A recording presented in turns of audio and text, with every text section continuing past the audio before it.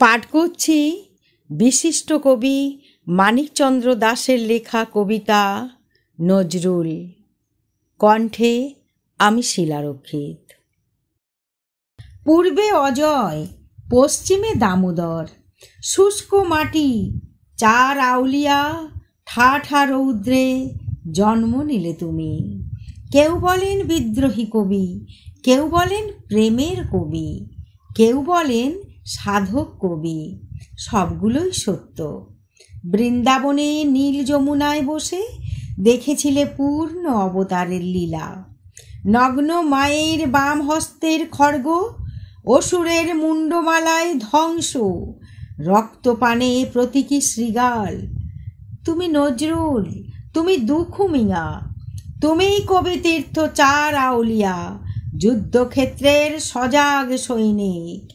কত ধ্বংসের মাঝে তুমি স্রষ্টা, তোমার বিদ্রোহী কলমে ব্রিটিশ রাজের হাতকড়া। সুরেই বেজেছে অগ্নিবীণা। প্রেমিক বিদ্রোহী সাধক কবি, এসো তুমি শুষ্ক মাটিতে আবার। প্রেমিক বিদ্রোহী সাধক কবি, এসো তুমি শুষ্ক মাটিতে আবার, শুষ্ক মাটিতে আবার। ধন্যবাদ।